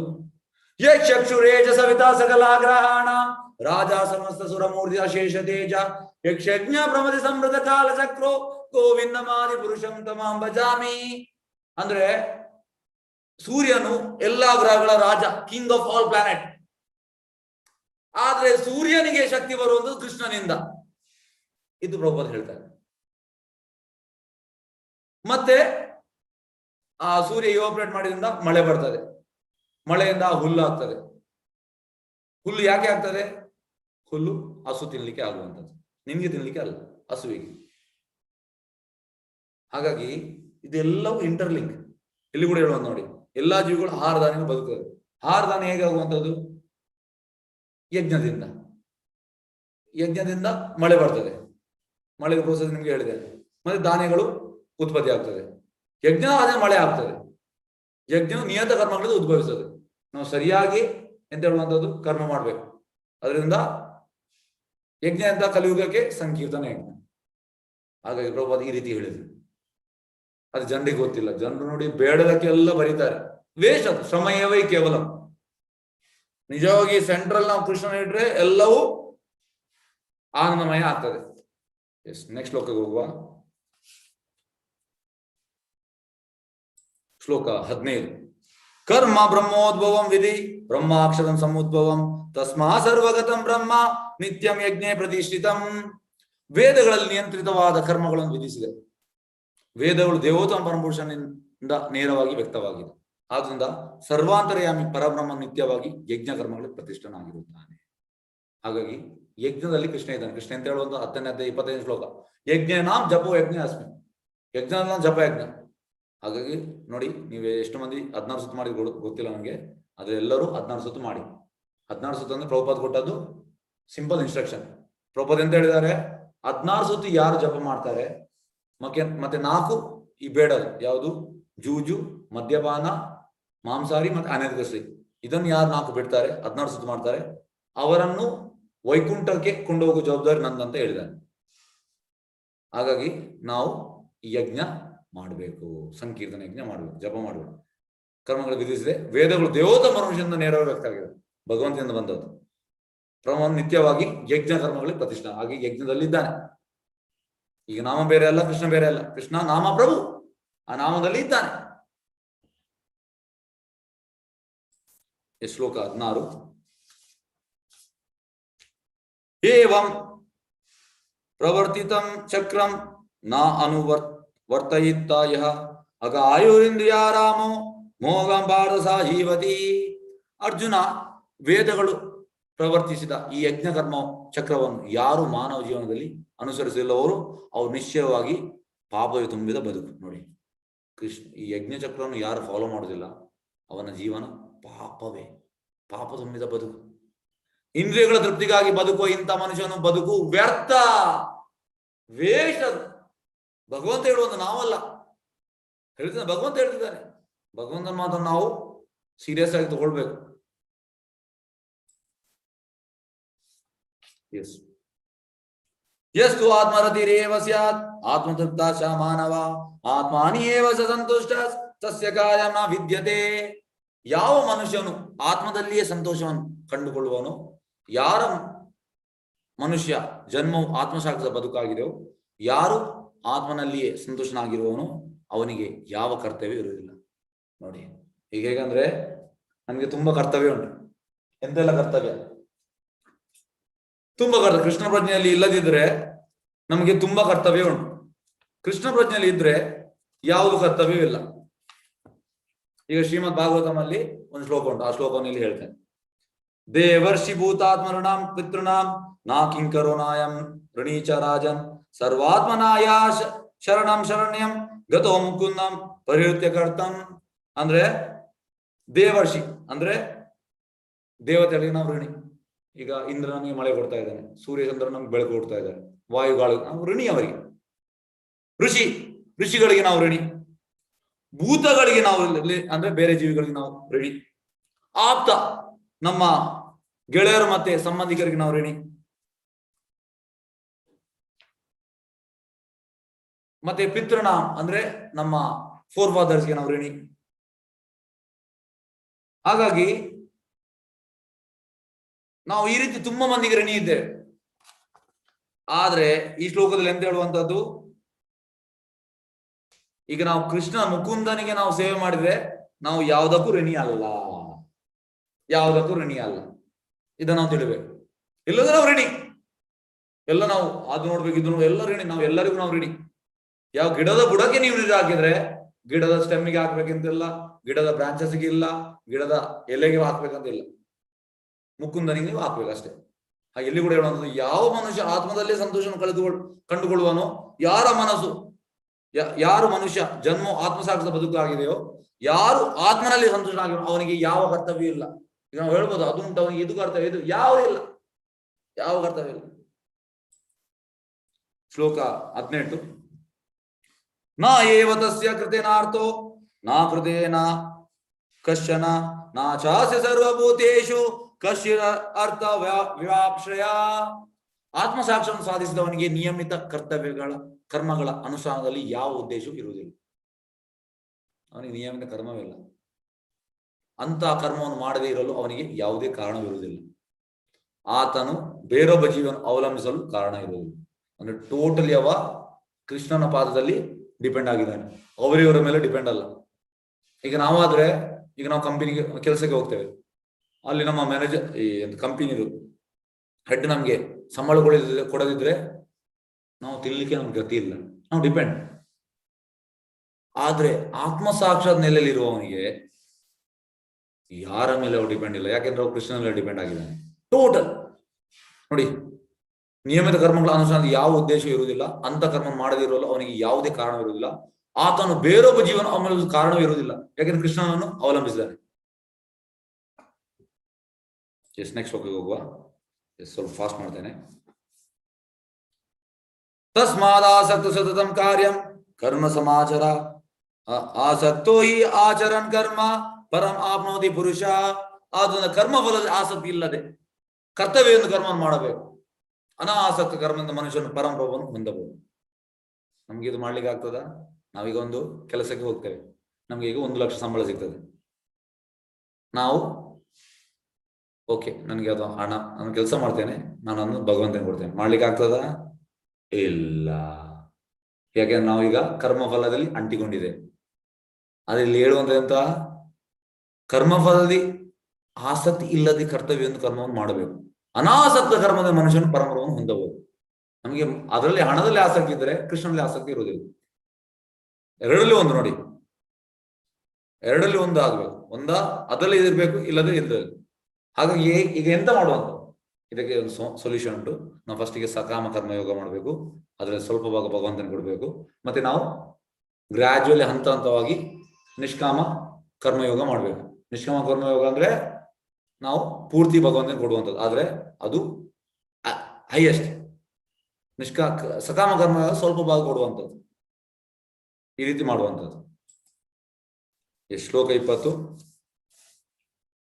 ಕರ್ಮೇಣ ಏವ ಸಂಸಿದ್ಧಿಂ ಆಸಿತ ಜನಕಾದಯ ಲೋಕಾ ಸಂಗ್ರಾಮೇವಾಪಿ ಸಂಶಯಾನ್ ಕರ್ತುಂ ಅರ್ಹಸಿ. ಜನಕನಂತ ರಾಜರು ನಿಯಮಿತ ಕರ್ಮಗಳನ್ನು ಮಾಡುವುದರಿಂದಲೇ ಪರಿಪೂರ್ಣತೆ ಪಡೆದರು. ಆದ್ದರಿಂದ ಜನಸಾಮಾನ್ಯರಿಗೆ ಶಿಕ್ಷಣ ನೀಡುವುದಾಗಿ ನಿನ್ನ ಕೆಲಸವನ್ನು ಮಾಡಬೇಕು. ಈಗ ಜನಕ ಮಹಾರಾಜ ಬಗ್ಗೆ ಒಂದು ನಿಮ್ಗೆ ಹೇಳ್ತೇನೆ ಒಂದು ವಿಷಯ. ಜನಕ ಮಹಾರಾಜ್ ಒಮ್ಮೆ ಎಂತ ಆಯ್ತಂದ್ರೆ, ಅವರು ರಾಜ್ಯದಲ್ಲಿರುವಾಗ ದೊಡ್ಡ ಬೆಂಕಿ ಒಂದು ಹಿಡಿಯಿತು. ನೋಡಿ, ಅವರು ಜನಕ ಮಹಾರಾಜ್ ಈ 12 ಮಹಾಜನಲ್ಲಿ ಸ್ವಯಂಭೂ ನಾರದ ಶಂಭು ಕುಮಾರ ಕಪಿಲೋಮನು ಪ್ರಹ್ಲಾದ ಜನಕೋ ಭೀಷ್ಮ ಬಲಿರ್ ವಯಸಗಿರ್ ಭಯಂ, ಈ 12 ಮಹಾಜನಲ್ಲಿ ಜನಕ ಮಹಾರಾಜ್. ಎಂತ ಆಯ್ತಂದ್ರೆ, ಒಂದು ವೇಳೆ ನೋಡಿ, ಈಗ ನಾವು ಪ್ರೈಮ್ ಮಿನಿಸ್ಟರ್, ಈಗ ದೊಡ್ಡ ಬೆಂಕಿ ಬಿದ್ದಿದೆ, ನಾವು ಇಮಿಡಿಯೇಟ್ ಪ್ಯಾನಿಕ್ ಆಗ್ತೇವೆ. ಅದು ಜನಕ ಮಹಾರಾಜ್ ಅಂತ ಹೇಳಿದ್ರು, ಹೋಗಿ ನೋಡಿ ಬಾ ಅಂತ ಹೇಳಿದ್ರು. ಪ್ಯಾನಿಕ್ ಆಗ್ಲಿಲ್ಲ ಅವರು. ಯಾಕೆ ಆಗ್ಲಿಲ್ಲ? ಯಾಕೆಂದ್ರೆ ಅವರು ಟೋಟಲ್ ಸ್ಮರಣೆ ಕೃಷ್ಣನಲ್ಲಿ ಉಂಟು, ಅವರಿಗೆ ಫೋಕಸ್. ಮತ್ತೆ ಅವರೊಟ್ಟಿಗಿದ್ದ ಬೇರೆ ರಾಜರುಗಳು ಅವ್ರು ಎದ್ದು ಓಡ್ಲಿಕ್ಕೆ ಸ್ಟಾರ್ಟ್ ಮಾಡಿದ್ರು ಅಂದ್ರೆ ನಂದು ಎಂತದಾಗ್ತದೆ ಆದ್ರೆ ಇವರು ಅಲ್ಲಿಂದ ಸೀಟಿಂದ ಹೇಳಿಲ್ಲ. ಹೇಗೆ ಅವ್ರಿಗೆ ಗೊತ್ತುಂಟು ಎಲ್ಲವೂ ಕೃಷ್ಣನ ಕಂಟ್ರೋಲ್ ಅಲ್ಲಿ ಉಂಟು. ಹಾಗಾಗಿ ನಾವು ಇದಂತ ತಿಳಿಬೇಕು. ನಾವು ಕೆಲಸ ನೋಡಿ, ಕೃಷ್ಣ ಪ್ರಜ್ಞೆಯಿಂದ ನಾವು ಕೆಲಸ ಮಾಡಿದ್ರೆ ಅದು ಎಷ್ಟು ಪರ್ಫೆಕ್ಟ್ ಆಗ್ತದೆ ಅಂದ್ರೆ ಮಾಮೂಲಿ ಜನಕ್ಕಿಂತ 1000 ಪಟ್ಟು ಜಾಸ್ತಿ ಪರ್ಫೆಕ್ಟ್ ಮಾಡ್ಬೋದು. ಹಾಗೆ ನಾವು ಕೃಷ್ಣ ಪ್ರಜ್ಞೆ ತಗೊಳ್ಬೇಕು. ಇದಕ್ಕೆ ಉದಾಹರಣೆ ಜನಕ ಮಹಾರಾಜ್, ಅವರು ಕೂಡ ಅವರ ಕೆಲಸವನ್ನು ಮಾಡಿದ್ದಾರೆ. ಎಸ್. ಶ್ಲೋಕ 21. ಯದ್ ಆಚರ ಶೇಷಾತ್ ತತ್ ಏವತರೋ ಜನ ಸ ಯತ್ ಪರಮಾನಂ ಕುರುತೆ ಲೋಕಸ್ತತ್ ಅನುವರ್ತತೆ. ಶ್ರೇಷ್ಠನಾದವನು ಹೇಗೆ ನಡೆದರೆ ಹಾಗೆ ಸಾಮಾನ್ಯ ಜನರು ಅನುಸರಿಸ್ತಾರೆ. ಮೇಲ್ಪಂಕ್ತಿಯಾದ ತನ್ನ ಕಾರ್ಯಗಳಿಂದ ಆತನು ಯಾವುದನ್ನು ಪ್ರಮಾಣವನ್ನು ಮಾಡ್ತಾನೋ ಅದನ್ನು ಲೋಕ ಅನುಸರಿಸುತ್ತೆ. ಅಂದ್ರೆ ಇಲ್ಲಿ ಎಂತ ಹೇಳುವುದಂದ್ರೆ, ಈಗ ಲೀಡರ್, ನಮ್ಮ ಈಗ ಪೊಲಿಟಿಕಲ್ ಲೀಡರ್, ಅವರು ಮಾಡಿದನ್ನು ಮಾಮೂಲಿ ಜನ ಫಾಲೋ ಮಾಡ್ತಾರೆ. ಹಾಗೆ ಅವರು ಕೃಷ್ಣ ಪ್ರಜ್ಞೆ ತಗೊಳ್ಬೇಕು, ಆಗ ಎಲ್ಲರಿಗೂ ಅನುಕೂಲ ಆಗ್ತದೆ. ಈಗ ನೋಡಿ IAS ಆಫೀಸರ್, IPS ಅವರು ತಗೊಂಡ್ರೆ ಮಾಮೂಲಿ ಜನ ಕೂಡ ತಗೋತಾರೆ, ಕಮಿಷನರ್. ಹಾಗಾಗಿ ಸಮಾಜದಲ್ಲಿ ಉನ್ನತ ಮಟ್ಟದ ಪೊಸಿಷನ್ ಯಾರಿದ್ದಾರೆ ಅವರು ಕೃಷ್ಣ ಪ್ರಜ್ಞೆ ತಗೊಳ್ಬೇಕು. ಆಗ ಮಾಮೂಲಿ ಜನ ಅದನ್ನು ಫಾಲೋ ಮಾಡ್ತಾರೆ, ಯಾಕಂದ್ರೆ ಅವರ ರೋಲ್ ಮಾಡೆಲ್ ಅವರು. ಹಾಗೆ ಇಲ್ಲಿ ಕೂಡ ಹೇಳುವಂತದ್ದು, ನೀನು ಕ್ಷತ್ರಿಯ, ನೀನು ಈಗ ಯುದ್ಧ ಮಾಡದಿದ್ರೆ ಇನ್ನೊಂದು ಜನ ಫಾಲೋ ಮಾಡ್ತಾರೆ, ಹಾಗೆ ನೀನು ಯುದ್ಧ ಮಾಡು.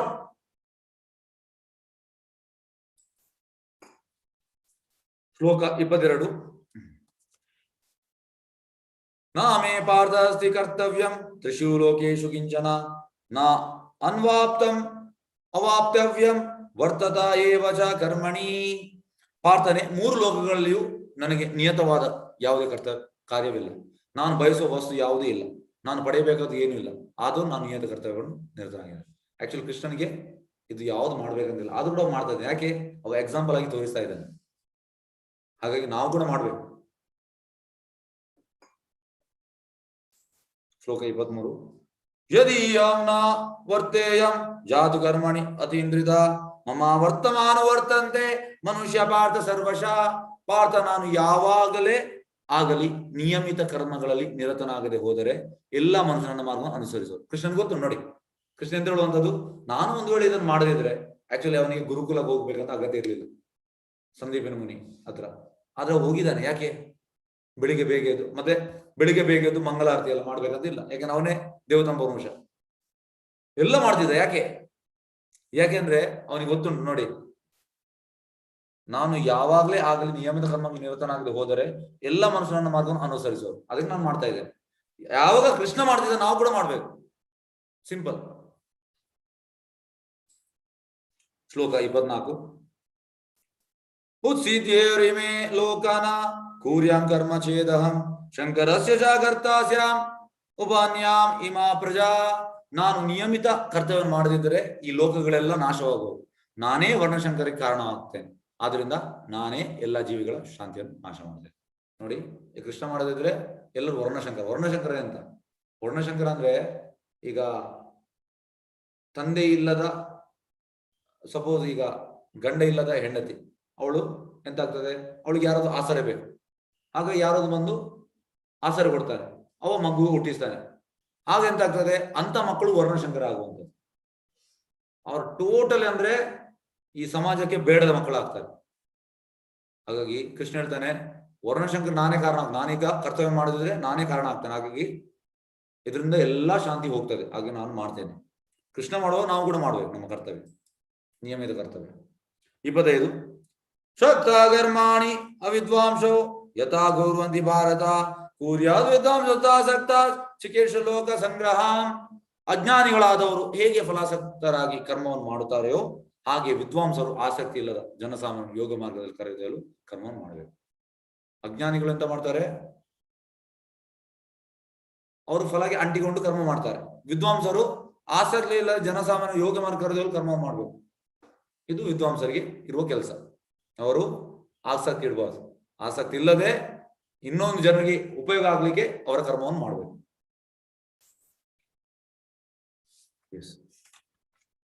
ನ ಬುದ್ಧಿಭೇದಂ ಜಾನೇತ್ ಅಜ್ಞಾನಂ ಕರ್ಮ ಸಂಜ್ಞಾನಂ ಯೋಷೇ ಸರ್ವಕರ್ಮಾಣಿ ವಿದ್ವಾನ್ ಯುಕ್ತ ಸಮಾಚಾರಾನ್.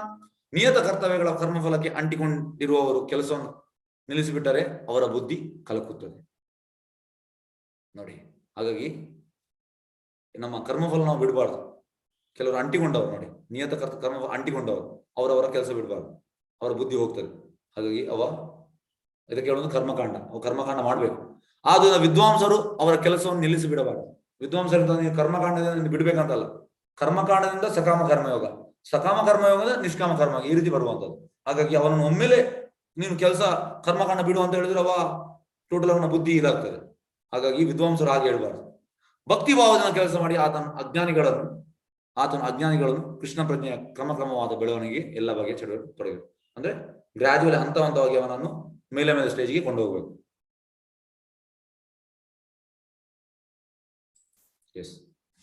ಶ್ಲೋಕ 27. ಪ್ರಕೃತಿ ಕ್ರಿಯಮಾಣಾನಿ ಗುಣೇ ಕರ್ಮಾಣಿ ಸರ್ವಶಃ ಅಹಂಕಾರ ವಿಮೂಢಾತ್ಮ ಕರ್ತಾಮ ಇತಿ ಮನ್ಯತೆ. ಕಾರ್ಯಗಳನ್ನು ವಾಸ್ತವವಾಗಿ ಪ್ರಕೃತಿಯ ತ್ರಿಗುಣಗಳೇ ಮಾಡುತ್ತದೆ. ಆದ್ರೆ ಅಹಂಕಾರದ ಮೂಢನಾದವನು ತಾನೇ ಕಾರ್ಯಗಳು ಮಾಡ್ತಾನೆ ಎಂದು ಭಾವಿಸ್ತಾನೆ. ನೋಡಿ, ಇದು ಕಲಿಯುಗದಲ್ಲಿ ಹೆಚ್ಚಿನವರು ಇದು ಅಹಂಕಾರ.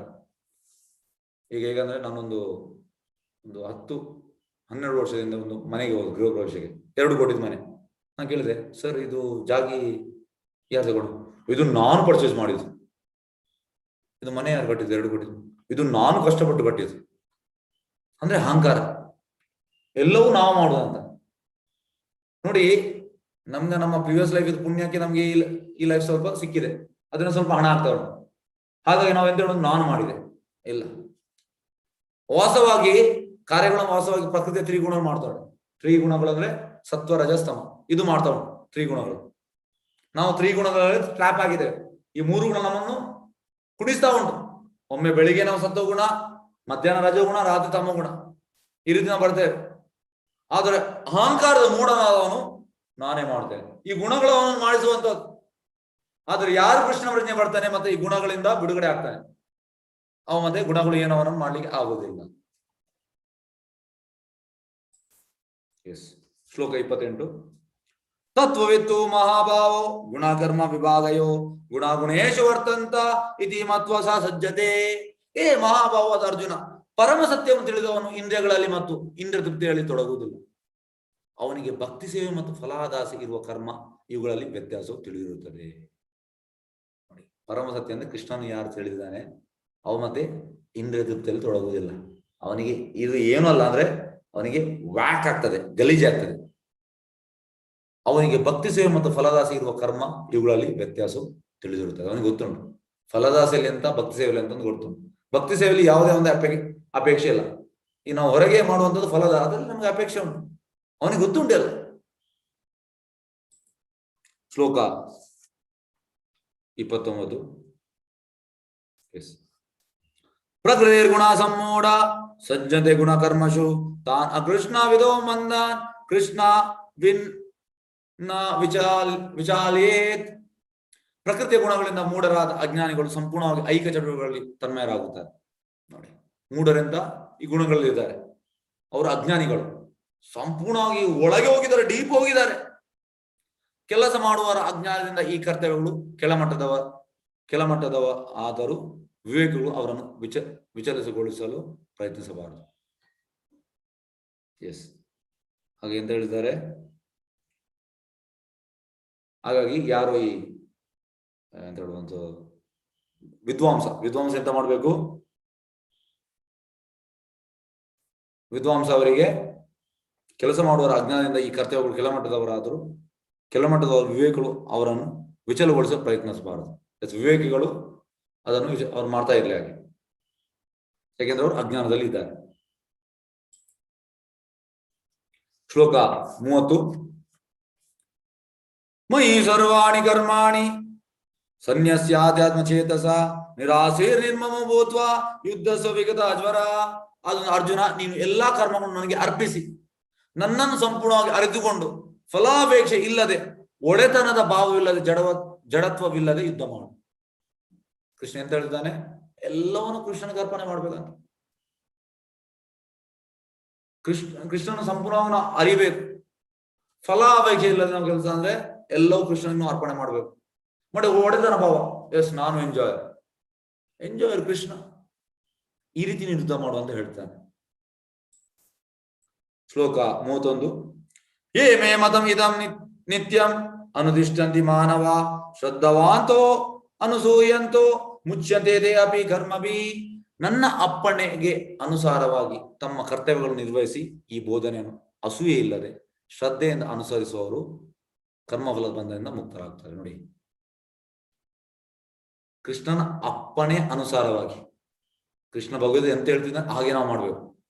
ತಮ್ಮ ಕರ್ತವ್ಯವನ್ನು ನಿರ್ವಹಿಸಿ ಈ ಬೋಧನೆಯನ್ನು ಅಸೂಯೆ ಇಲ್ಲದೆ, ಅಸೂಯೆಯನ್ನು ಬಿಡ್ಬೇಕು, ಮತ್ತೆ ಶ್ರದ್ಧೆಯಿಂದ ನಾವು ಎಲ್ಲ ಬಂಧನ ನಾವು ಮುಕ್ತರಾಗ್ತೇವೆ. ನಮಗೀಗ ಮೋಕ್ಷ ಬೇಕಲ್ಲ, ಇಲ್ಲಿಯೇ ನಮಗೆ ಮೋಕ್ಷ ಸಿಗ್ತದೆ ಈ ರೀತಿ ಮಾಡಿದರೆ. ಶ್ಲೋಕ 32. ಏತೋ ಏತದ್ ಅಭ್ಯಾಸಿಯುವಂತೋ ನಾ ಅನುತಿಷ್ಠಂತಿ ಮೇ ಮತಂ ಸರ್ವಜ್ಞಾನ ವಿಮೂಢಾಂ ತಾನ್ ವಿಧೀನ ನಷ್ಟಾನ್ ಅಚೇತಸ. ಯಾರು ಅಸೂಯೆಯಿಂದ ಈ ಬೋಧನೆಯನ್ನು ಅಲಕ್ಷಿಸುವರೋ ಮತ್ತು ಅವನ್ನು ಅನುಸರಿಸಿಲ್ಲವೋ ಅವರು ಯಾವ ತಿಳುವಳಿಕೆ ಇಲ್ಲದವರು, ವಿಮೂಢರು ಎಂದು ಭಾವಿಸಬೇಕು.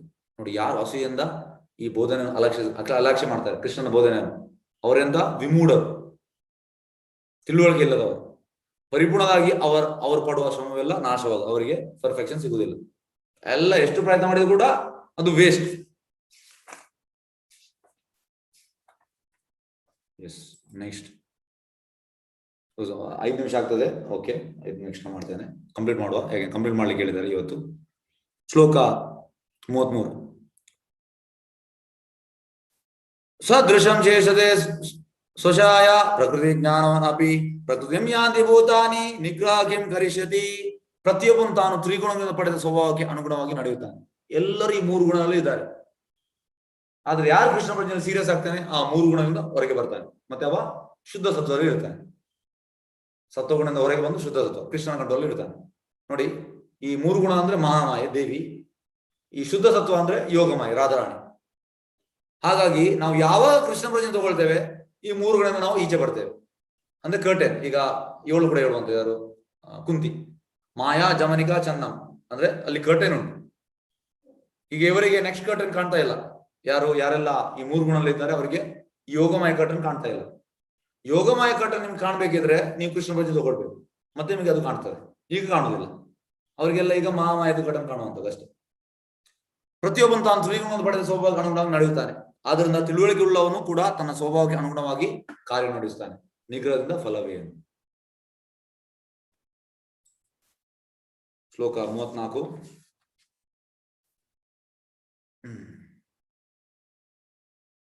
ಇಂದ್ರಿಯಸ್ಯ ಇಂದ್ರಿಯಾರ್ಥೇ ರಾಗದ್ವೇಷೌ ವ್ಯವಸ್ಥಿತೌ ತಯೋ ನಾವಶಂ ಆಗಚ್ಚೇತ್ ತೌ ಹಿ ಅಸ್ಯ ಪರಿಪಂತಿನೌ. ಇಂದ್ರಿಯಗಳು ಮತ್ತು ಅವುಗಳ ವಿಷಯಗಳಿಗೆ ಸಂಬಂಧಿಸಿದಂತೆ ರಾಗದ್ವೇಷಗಳನ್ನು ನಿಯಂತ್ರಿಸುವ ತತ್ವಗಳಿವೆ. ಮನುಷ್ಯನು ಇಂತಹ ರಾಗದ್ವೇಷಗಳನ್ನು ವಶನಾಗಬಾರದು, ಏಕೆಂದ್ರೆ ಆತ್ಮಸಾಕ್ಷರ ಮಾರ್ಗದಲ್ಲಿ ಅವು ಅಡ್ಡಿಗಳು. ರಾಗ ದ್ವೇಷ ಅಂದ್ರೆ ರಾಗ ಅಂದ್ರೆ ಅಟ್ಯಾಚ್ಮೆಂಟ್, ದ್ವೇಷ ಅಂದ್ರೆ ಅವರ್ಷನ್. ಈಗ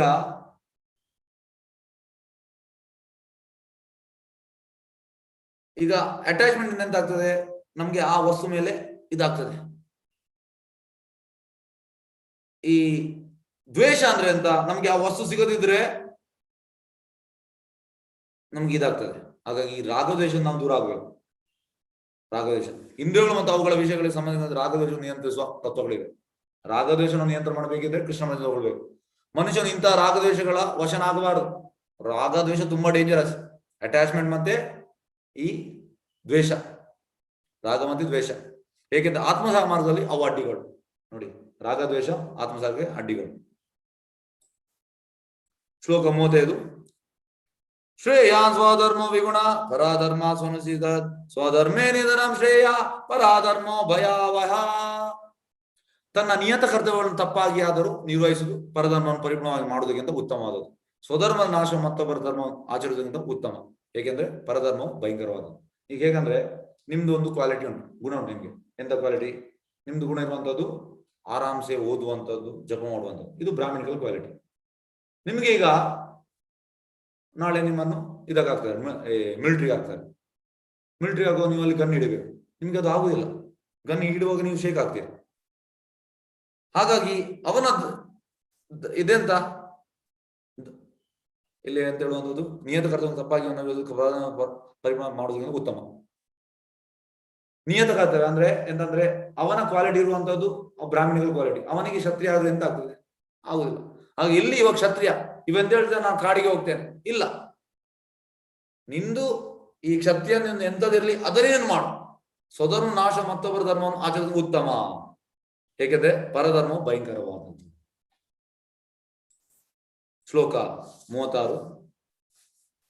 ಅರ್ಜುನ ಉವಾಚ ಅತಾಕೇನ ಪ್ರಯುಕ್ತೋ ಅಯಂ ಪಾಪಂ ಚರತಿ ಪುರುಷ ಅನಿಚ್ಛನಪಿ ಪ್ರಶ್ನೇಯ ಬಲಾದಿವ ನಿಯೋಜಿತ. ಅರ್ಜುನನ್ ಹೇಳುತ್ತಾನೆ, ವೃಷ್ಣಿಯ ಸಂತತಿಯವನಾದ ಕೃಷ್ಣನೇ, ಮನುಷ್ಯನು ಇಷ್ಟವಿಲ್ಲದಿದ್ರು ಬಲಾತ್ಕಾರದಿಂದ ಪಾಪ ಕಾರ್ಯಗಳು ಮಾಡಲು ಯಾವುದರಿಂದ ಪ್ರಚೋದಿತ. ನೋಡಿ, ಹೇಗಂದ್ರೆ ನಮ್ಗೆ ಆಕ್ಚುಲಿ ಕೆಲವೆಲ್ಲ ಮಾಡ್ಲಿಕ್ಕೆ ಇಚ್ಛೆ ಇಲ್ಲ, ಆದ್ರೂ ಕೂಡ ನಾವು ಮಾಡ್ತಾ ಇದ್ದೇವೆ. ಯಾಕೆಂದ್ರೆ ಕಾರಣ ನೆಕ್ಸ್ಟ್ ಶ್ಲೋಕದಲ್ಲಿ ಹೇಳ್ತಾನೆ. ನಾವು ಎಷ್ಟೋ ವಿಷಯ ಮಾಡ್ತೇವೆ, ಇದಕ್ಕೆ ರೀಸನ್ ಎಂತ, ಮೇನ್ ರೀಸನ್ ನೆಕ್ಸ್ಟ್ ಶ್ಲೋಕದಲ್ಲಿ ಬರ್ತದೆ. ಅರ್ಜುನ ಪ್ರಶ್ನೆ ಕೂಡ ಅದೇ, ನಾವು ಇಚ್ಛೆ ಇಲ್ಲದ್ರೂ ಕೂಡ ನಾವು ಮಾಡ್ತಾ ಇದ್ದೇವೆ, ಯಾಕೆ, ಇದಕ್ಕೆ ರೀಸನ್ ಎಂತ. ಎಸ್. ಶ್ರೀ ಭಗವಾನ್ ಉವಾಚ ಕಾಮಯೇಶ ಕ್ರೋಧಯೇಶ ರಜೋಗುಣ ಸಮುದ್ಭವ ಶಾನೋ ಮಹಾಪಾಪ ವಿಧಿಯೇನಾಮಿ ವೈರಿನಾಂ. ದೇವೋತ್ತಮ ಪರಮೇಶ್ವರನು ಹೇಳಿದನು, ಅರ್ಜುನ, ರಜೋಗುಣದ ಸಂಪರ್ಕದಿಂದ ಹುಟ್ಟಿ ಅನಂತರ ಕ್ರೋಧವಾಗಿ ಮಾರ್ಪಡುವ ಕಾಮವೇ ಇದಕ್ಕೆ ಕಾರಣ. ಎಲ್ಲದಕ್ಕೂ ಕಾರಣ ಕಾಮ. ಕಾಮದಲ್ಲಿ ಸೆಕ್ಸ್ ಫಸ್ಟ್ ಪ್ಲೇಸ್ ಅಲ್ಲಿ ಉಂಟು, ಉಳಿದದೆಲ್ಲ ಉಂಟು. ಕಾಮ ಅಂದ್ರೆ ಖಾಲಿ ಸೆಕ್ಸ್ ಅಲ್ಲ, ಬೇರೆ ಕೂಡ ಉಂಟು, ಅದಕ್ಕೆ ಸೆಕ್ಸ್ ಫಸ್ಟ್ ಪ್ಲೇಸ್ ಅಲ್ಲಿ ಉಂಟು. ಹಾಗಾಗಿ ನಾವು ಇಷ್ಟೆಲ್ಲದು ಮಾಡ್ಲಿಕ್ಕೆ ಕಾರಣ ಅಂತ ಇದು ಕಾಮ. ಇದು ಎಲ್ಲವನ್ನು ನುಂಗಿ ಹಾಕುವ ಈ ಜಗತ್ತಿನ ಪಾಪಪೂರಿತ ಶತ್ರು. ಮತ್ತೆ ಕಾಮದಿಂದ ಕ್ರೋಧ ಬರುವಂತದ್ದು. ಎಸ್, ಕ್ರೋಧದಿಂದ ಸ್ಮೃತಿ ವಿಭ್ರಮ ಮತ್ತೆ ಬುದ್ಧಿನಾಶ, ಈ ರೀತಿ ಆಗುವಂಥದ್ದು. ಹಾಗಾಗಿ ಮೇನ್ ಕಾರಣ ಕಾಮ. ನಮ್ಗೆ ಇಷ್ಟೆಲ್ಲದನ್ನು ಮಾಡುವಂಥದ್ದು ಕಾಮ. ಎಸ್. ಶ್ಲೋಕ 38. ಧೂಮೇನಾವೃತ್ಯವಾನೀರ್ ಯಥಾ ಅದರ್ಶಮಲೇನ ಚ ಯಥೋ ಉಲ್ಬೇನಾವೃತ ಗರ್ಭಾಸ್ ತಥಾ ತೇನಾದ ಆವೃತಂ. ಹೊಗೆಯು ಬೆಂಕಿಯನ್ನು ಮುಚ್ಚುವಂತೆ, ಧೂಳು ಕನ್ನಡಿಯನ್ನು ಮುಚ್ಚುವಂತೆ, ಗರ್ಭಕೋಶ ಭ್ರೂಣ ಮುಚ್ಚುವಂತೆ ವಿವಿಧ ಕಾಮವು ಜೀವಿಯನ್ನು ಮುಚ್ಚುತ್ತದೆ. ಎಸ್, ಇಲ್ಲಿ ನೋಡಿ, ಈಗ ಹೇಗಂದ್ರೆ ಫಸ್ಟಿಗೆ ಹೊಗೆಯಲ್ಲಿ ಈ ಬರ್ತದೆ ಅಂತ ಹೇಳುದು, ಬೆಂಕಿಯಲ್ಲಿ ಹೊಗೆ ಬರ್ತದೆ. ಫಸ್ಟಿಗೆ ಬೆಂಕಿ ಬರುದಲ್ಲ, ಫಸ್ಟಿಗೆ ಹೊಗೆ, ಮತ್ತೆ ಸ್ವಲ್ಪ ಸಮಯದ ಬೆಂಕಿ ಬರ್ತದೆ. ಹಾಗಾಗಿ ಈ ಹೊಗೆಯನ್ನು ಮನುಷ್ಯನಿಗೆ ಹೋಲಿಸ್ತಾರೆ. ಯಾಕೆ ಮನುಷ್ಯನಲ್ಲಿ ಈ ಕಾಮ ಕಡಿಮೆ ಉಂಟು, ಮತ್ತೆ ಅದನ್ನು ಹೊರಗೆ ಬರುವ ಚಾನ್ಸಸ್ ಜಾಸ್ತಿ ಉಂಟು. ನೆಕ್ಸ್ಟ್ ಕನ್ನಡಿ ಅಂದ್ರೆ ಧೂಳು. ಅದಕ್ಕೆ ಅಂತ ಯಾವುದನ್ನು ಹೋಲಿಸ್ತಾರೆ, ಈ ಪ್ರಾಣಿಗಳನ್ನು, ಪಶುಗಳನ್ನು ಹೋಲಿಸ್ತಾರೆ, ಪಕ್ಷಿಗಳನ್ನು. ಅದರಲ್ಲಿ ಕಾಮವು ಮೀಡಿಯಂ, ನಮ್ಮಲ್ಲಿ ಕಡಿಮೆ, ಅದರಲ್ಲಿ ಮೀಡಿಯಂ, ಮತ್ತೆ ಹೊರಗೆ ಬರುವ ಚಾನ್ಸಸ್ ಕೂಡ ಮೀಡಿಯಂ. ನೆಕ್ಸ್ಟ್ ಗರ್ಭಕೋಶ ಭ್ರೂಣವನ್ನು, ಇದನ್ನು ಯಾವುದು ಹೋಲಿಸ್ತಾರೆ, ಮರಕ್ಕೆ. ಮರದಲ್ಲಿ ಇಂಟೆನ್ಸ್, ಹೊರಗೆ ಬರ್ಲಿಕ್ಕೆ ಕೂಡ ಸಾಧ್ಯವಿಲ್ಲ, ಅಂದ್ರೆ ಹೆಲ್ಪ್ಲೆಸ್ ಸಿಚುವೇಶನ್ ಉಂಟು. ಎಷ್ಟೋ ವರ್ಷ ನೋಡಿ, ಕೆಲವು ಮರ ಎಲ್ಲ ವೃಂದಾವನದಲ್ಲಿ 5,000 ವರ್ಷದ ಹಿಂದಿನ ಮರ, ಕೃಷ್ಣ ಇದ್ದ ಮರ ಎಲ್ಲ ಉಂಟು. ಹಾಗಾಗಿ ಮನುಷ್ಯನಿಗೆ ತುಂಬಾ ಚಾನ್ಸಸ್ ಉಂಟು ಹೊರಗೆ ಬರ್ಲಿಕ್ಕೆ. ನಾವು ಕೃಷ್ಣ ಪ್ರಜೆ ತಗೊಂಡ್ರೆ ಇಮಿಡಿಯೇಟ್ ಹೊರಗೆ ಬರ್ಬೋದು. ಆದ್ರೆ ಪ್ರಾಣಿಯಾಗಿ ನೆಕ್ಸ್ಟ್ ಎಂತಂದ್ರೆ, ಇದು ಯಾಕೆ ಹೇಳ್ತಾರೆ, ಯಾಕೆಂದ್ರೆ ಜಲಜಾನ ಲಕ್ಷಾನಿ ಸಾವಿರ ಲಕ್ಷ ವಿಂಶತಿ. ಹೇಗಂದ್ರೆ ಮೀನಾಗಿ ನೆಕ್ಸ್ಟ್ ಮರ ಆಗುವಂಥದ್ದು, ಮತ್ತೆ ಮರ ಆಗಿ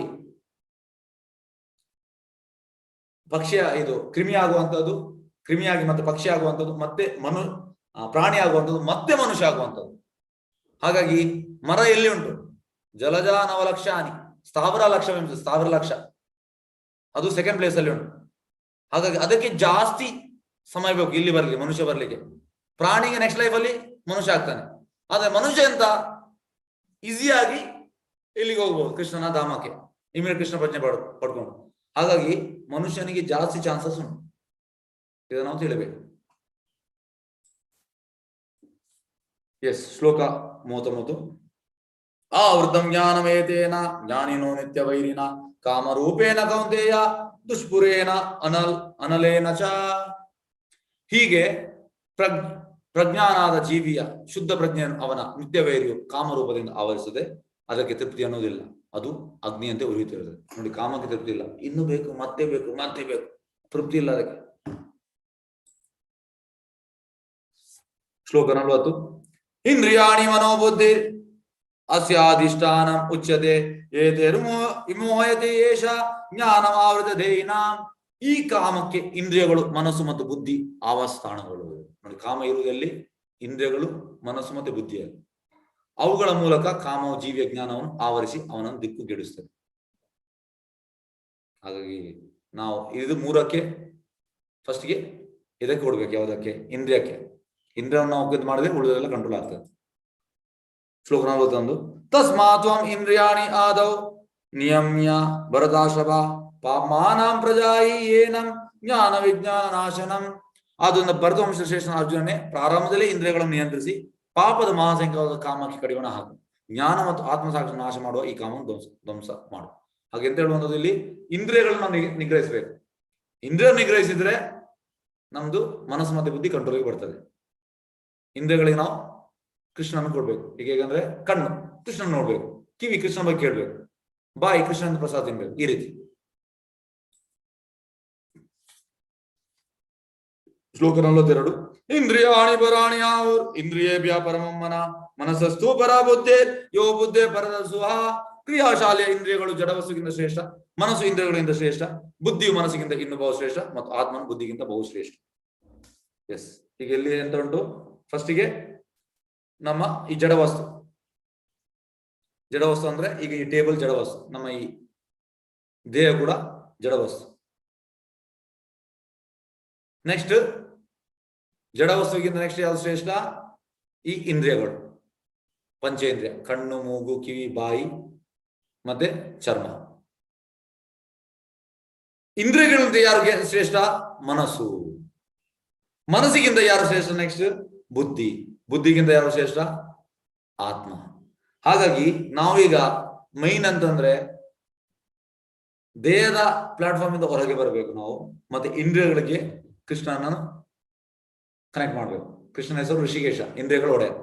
ಹಾಗೆ ಎಂತ ಆಗ್ತದೆ? ಉಳಿದದೆಲ್ಲ ಕಂಟ್ರೋಲ್ಗೆ ಬರ್ತದೆ. ಲಾಸ್ಟ್ ಶ್ಲೋಕ. ಏವಂ ಬುದ್ಧೇ ಪರಂ ಬುದ್ಧ್ವಾ ಸಂಸ್ತಭ್ಯಾತ್ಮಾನಂ ಆತ್ಮನ ಜಯ ಶತ್ರು ಮಹಾಭಾವೋ ಕಾಮರೂಪಂ ದುರಾಶದಂ. ಮಹಾಭಾವದ ಅರ್ಜುನನೇ, ಭೌತಿಕ ಇಂದ್ರಿಯಗಳು, ಮನಸ್ಸು ಮತ್ತು ಬುದ್ಧಿ ಇವೆಲ್ಲವನ್ನು ಮನುಷ್ಯನು ಮೀರಿದವನು. ಇದನ್ನು ಅರಿತು ಮನುಷ್ಯನು ಉದ್ದೇಶಪೂರ್ವಕ ಅಲೌಕಿಕ ಬುದ್ಧಿಯಿಂದ ಕೃಷ್ಣ ಪ್ರೀತಿಯಿಂದ ದೃಢಗೊಳಿಸಬೇಕು. ಹೀಗೆ ಆಧ್ಯಾತ್ಮಿಕ ಶಕ್ತಿಯಿಂದ ಎಂದೂ ತೃಪ್ತಿಪಡಿಸಲು ಸಾಧ್ಯವಿಲ್ಲದ ಈ ಕಾಮ ಎಂಬ ಹೊರೆಯನ್ನು ಗೆಲ್ಲಬೇಕು.